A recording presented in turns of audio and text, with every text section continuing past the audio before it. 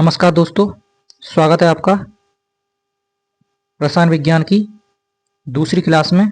रासायनिक अभिक्रिया एवं समीकरण। पहली क्लास में हम 25 क्वेश्चन करा चुके हैं। उससे आगे देखते हैं। ये जो चैप्टर है वो रासायनिक अभिक्रिया एवं समीकरण, जो चैप्टर है रसायन विज्ञान का, उससे लिए हुए क्वेश्चन है।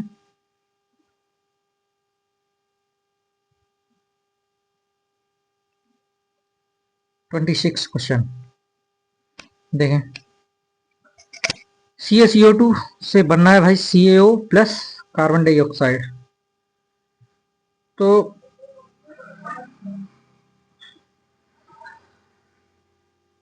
इसमें बताना है कि ये जो अभिक्रिया है वो किस प्रकार की अभिक्रिया है।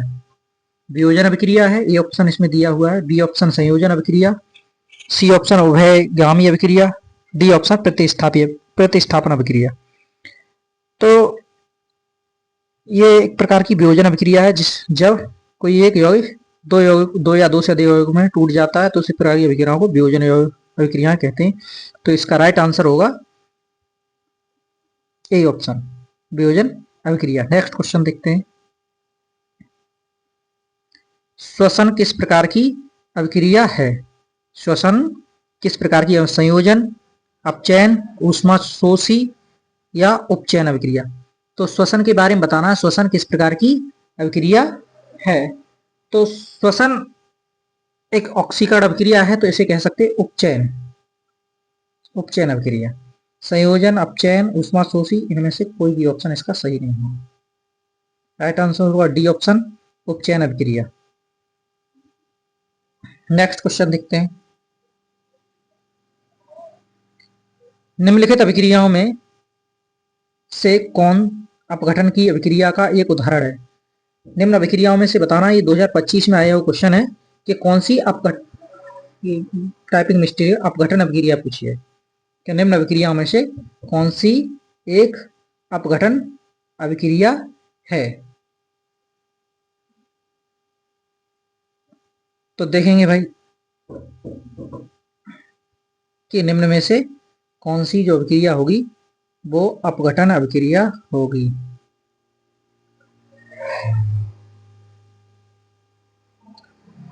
तो पहला ऑप्शन तो गलत है, ये संयोजन अभिक्रिया है। दूसरा ऑप्शन भी गलत है।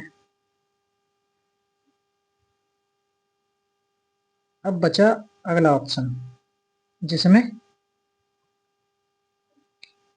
NaOH प्लस HCl, तो NaCl प्लस H2O बन रहा है।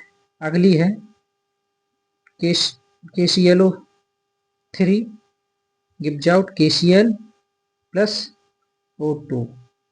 तो इनमें से बताना है हमें कि कौन सी अभिक्रिया अपघटन अभिक्रिया।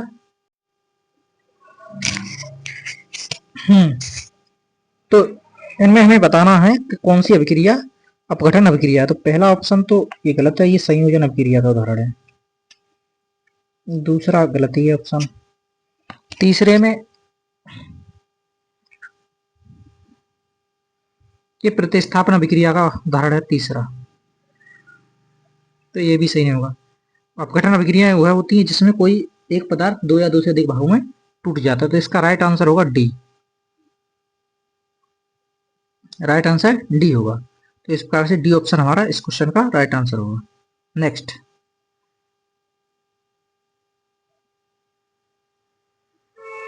वह अभिक्रिया जिसमें उत्पाद के बनने के साथ साथ ऊष्मा भी उत्पन्न होती है, कौन सी अभिक्रिया कहलाती है? ये क्वेश्चन 2025 में आया हुआ क्वेश्चन है कि ऐसी कौन सी अभिक्रिया है जिसमें कोई उत्पाद बनना है, उत्पाद के साथ साथ हमें ऊष्मा की भी प्राप्ति होती है। तो बताना है, तो ऐसी अभिक्रियाओं को क्या ऊष्माशोषी अभिक्रिया कहते हैं? नहीं। ऊष्माशोषी अभिक्रिया में क्या होता है? ऊष्मा की कमी होती है। उपचयन मतलब ऑक्सीकरण, तो ये भी इसका ऑप्शन सही नहीं होगा। प्रकाश संश्लेषण अलग है, तो इसका राइट आंसर होगा डी, ऊष्माक्षेपी अभिक्रिया। ऊष्माक्षेपी अभिक्रिया में क्या होता है? कोई उत्पाद प्राप्त होता है, उत्पाद के साथ साथ हमें ऊष्मा की भी प्राप्ति होती है। तो राइट आंसर होगा डी। नेक्स्ट क्वेश्चन,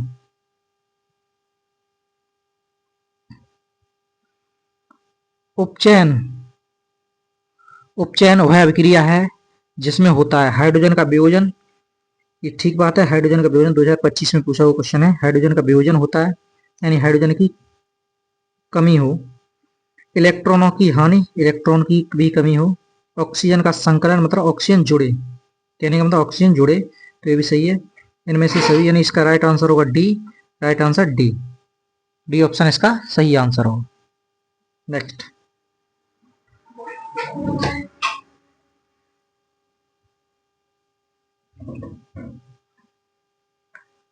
निम्न में कौन अवकारक है? तो निम्न में से बताना है, 31 क्वेश्चन है कि कौन सा जो पदार्थ है वो कौन सा एलिमेंट और यौगिक दोनों दिए है, कौन सा यौगिक या एलिमेंट अवकारक है, कहने का मतलब।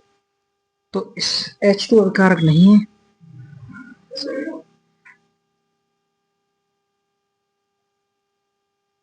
H2S इसका राइट आंसर होगा।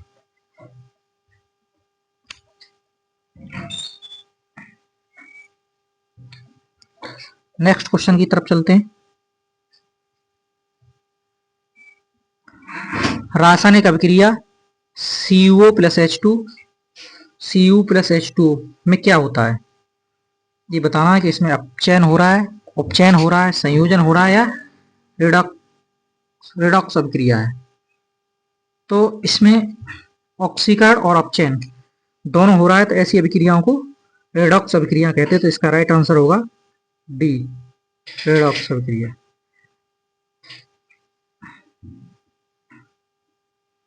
नेक्स्ट क्वेश्चन, रासायनिक अभिक्रियाओं के दौरान किसी पदार्थ में ऑक्सीजन का योग, जब किसी पदार्थ में ऑक्सीजन का योग होता है तो ऐसी अभिक्रियाओं को क्या कहते हैं? अपचयन नहीं, उपचयन, संक्षारण या इनमें से कोई नहीं। तो इनमें से कोई नहीं, संक्षारण भी नहीं, उपचयन। ऐसी अभिक्रियाओं को क्या कहते हैं? उपचयन या ऑक्सीकरण। ऑक्सीजन का योग होता है ऑक्सीकरण या उपचयन। नेक्स्ट,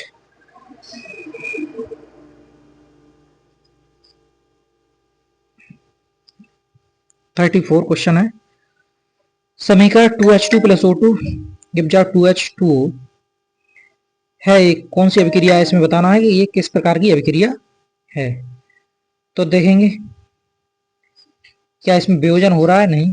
अपक्षेपण है? नहीं। उदासीनीकरण है? नहीं। तो यह एक प्रकार की संयोजन अभिक्रिया है। इसका राइट आंसर होगा ए, संयोजन अभिक्रिया। नेक्स्ट, निम्न में कौन ऑक्सीकरण नहीं है? हमें बताना है कि कौन ऑक्सीकरण नहीं है। तो दहन, श्वसन, सी ऑप्शन है भोजन का पचना, डी अपक्षेपण।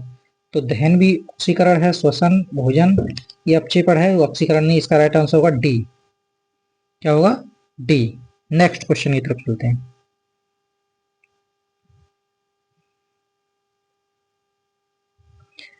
निम्नांकित में कौन सा पदार्थ बिना ज्वाला के जलता है? तो ये बताना है बिना ज्वाला के कौन सा पदार्थ जलता है। ए ऑप्शन है मोमबत्ती, बी ऑप्शन है मेथेन गैस, सी ऑप्शन है केरोसिन, डी ऑप्शन है कोयला। तो मोमबत्ती ज्वाला से जलती है, मेथेन भी, केरोसिन भी। तो इसका राइट आंसर होगा डी, कोयला ज्वाला के साथ नहीं जलता है। नेक्स्ट,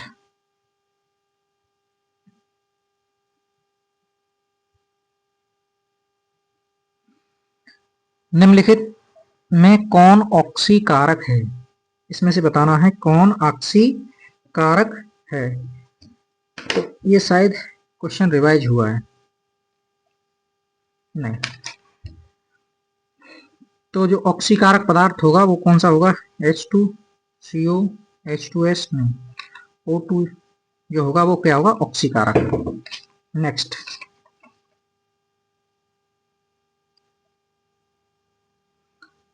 लेड नाइट्रेट तथा पोटेशियम आयोडाइड के विलयन को मिलाने पर अपक्षेप बनता है। इस अपक्षेप का रंग कैसा होता है? लेड नाइट्रेट और पोटेशियम आयोडाइड दोनों को के विलयन को जो मिलाया जाता है तो एक अपक्षेप बनता है। इस अपक्षेप का पूछा है कलर कैसा होता है। तो इसका बताना है कि लेड जो बनता है वो उस अपक्षेप का जो कलर होगा वो कैसा होगा। तो इसका राइट आंसर होगा पीला। जो लेड नाइट्रेट और पोटेशियम आयोडाइड के विलयन को मिलाया जाता है तो जो अपक्षेप बनता है उसका कलर कैसा होता है, पीला। वो बनता है lead iodide. Next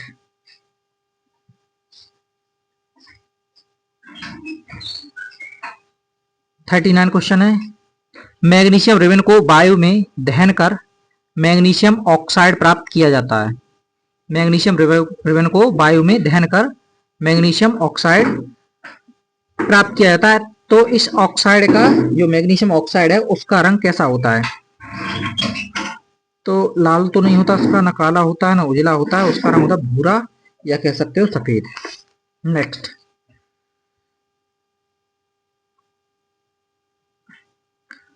41 Surya Prakash की उपस्थिति में पौधे CO और जल के साथ अपना भोजन तैयार करते हैं। कौन सी अभिक्रिया है। यानी सूर्य के प्रकाश की उपस्थिति में पौधे हैं वो CO2, यहाँ पर CO2 होगा। क्या होगा, CO2। CO2 और जल से अपना भोजन तैयार करते हैं। यह कौन सी अभिक्रिया है। तो पेड़ पौधों द्वारा सूर्य के प्रकाश और जल और कार्बन डाइऑक्साइड की सहायता से जो भोजन बनाने की प्रक्रिया है वो सभी जानते हैं, क्या होती है, प्रकाश संश्लेषण। तो इसका राइट आंसर होगा डी। इस पर ज्यादा टाइम नहीं लेंगे। नेक्स्ट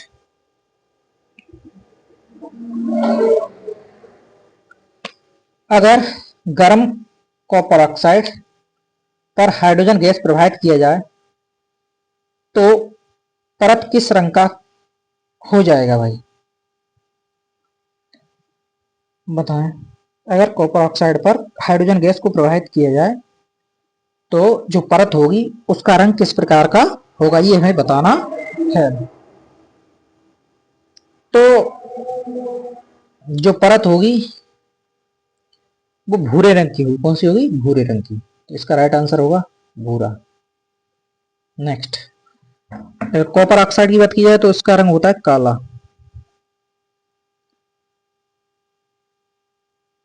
नेक्स्ट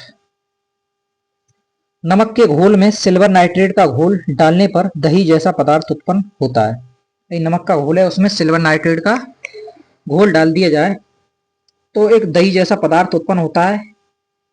तो यह किस प्रकार की अभिक्रिया है। तो यह एक द्वैविस्थापन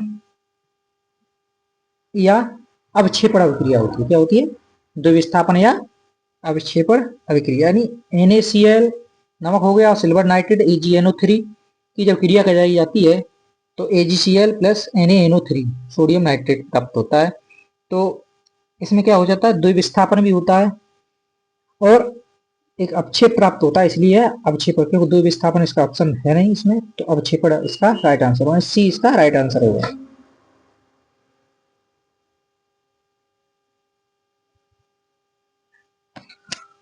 अगला 43 कॉपर चूर्ण को वायु में गर्म करने पर उसके सतह पर कॉपर ऑक्साइड की एक परत जम जाती है। कॉपर चूर्ण को जब वायु में गर्म किया जाता है तो उसके ऊपर एक कॉपर ऑक्साइड की परत जम जाती है। इस परत का रंग कैसा होता है। तो जो कॉपर ऑक्साइड की जो परत जम जाती है उसका रंग होता है दोस्तों काला। क्या होता है, काला। तो यानी इस परत का रंग कैसा होगा, काली। ऑप्शन दिया है तो काला इसका रंग होगा। नेक्स्ट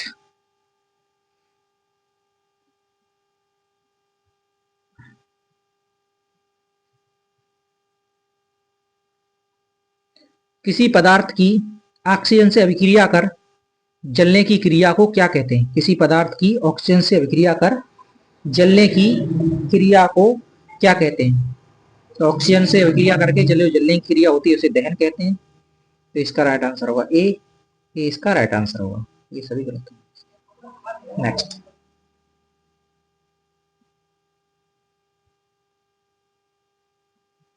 अगला है उपचयन अभिचयन।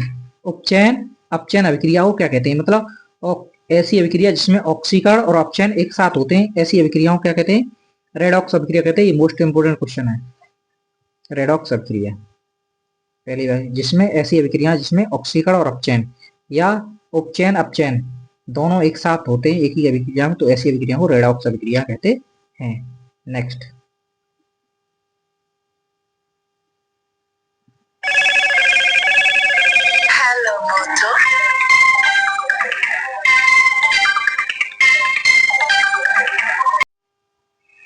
हाँ 46 देखते हैं, संक्षारण किस प्रकार की अभिक्रिया है। संक्षारण किस प्रकार की अभिक्रिया है? अपचयन अभिक्रिया है ए ऑप्शन, बी ऑप्शन अपक्षेपण अभिक्रिया है, सी संयोजन अभिक्रिया है, डी ये उपचयन होगा, यहाँ पे क्या होगा, उपचयन।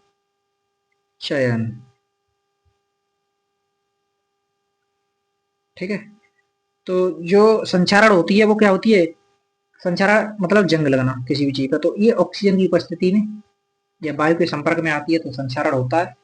तो एक प्रकार से उपचयन अभिक्रिया है। तो 46 का जो राइट आंसर होगा वो होगा डी ऑप्शन, उपचयन अभिक्रिया। ठीक है, या उसे ऑक्सीकरण भी कह सकते हैं। तो राइट आंसर डी। नेक्स्ट, बाजार में बिकने वाले चिप्स की थैली में, जो बाजार में चिप्स बिकते हैं उस थैली में ऑक्सीजन को निकाल के उसमें कौन सी गैस भरी जाती है। ऑक्सीजन क्यों निकाली जाती है? क्योंकि ऑक्सीजन क्या करेगी, उसमें क्या कर देगी, उसका ऑक्सीकरण कर देगी। इस ऑक्सीकरण से जब ऑक्सीकरण हो जाएगा तो उसमें बदबू या स्मेल आने लगेगी, तो इसको स्मेल या बदबू से या खराब होने से बचाने के लिए उसमें से क्या ऑक्सीजन को निकाल दिया जाता है। और ऑक्सीजन को निकालने के बाद उसमें जो गैस भरी जाती है उसको नाइट्रोजन कहते हैं, N2। ठीक है, अमोनिया का सूत्र पूछ लेता कभी कभार, NH3, NH3। ठीक है ना, हाइड्रोजन तो H2 होते ही सिंबल आज, हाइड्रोजन गैस की बात करते हैं H2, ऐसे सिंबल होता है इसका प्रतीक H। नेक्स्ट,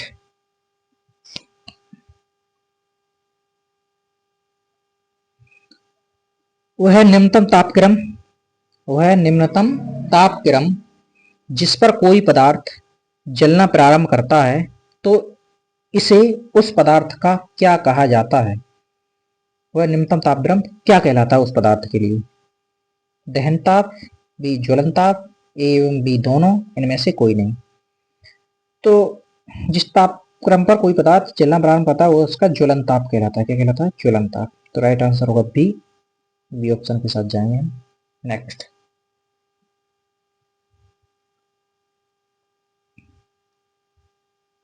सीएनजी के कौन कौन अवयव हैं? सीएनजी में कौन कौन से अवयव होते हैं? तो सीएनजी की बात करें तो सीएनजी में मेथेन, एथेन, प्रोपेन या सभी, तो ये सभी अवयव होते हैं सीएनजी में। Next,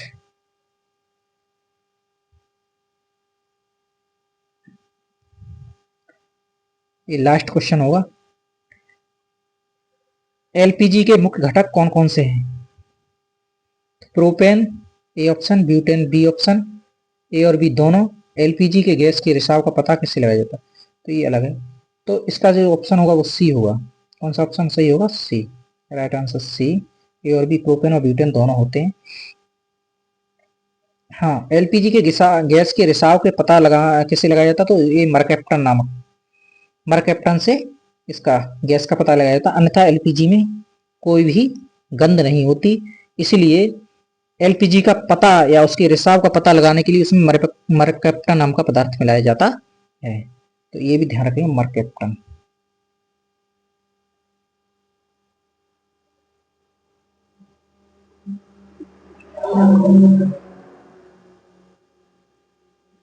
mercaptan.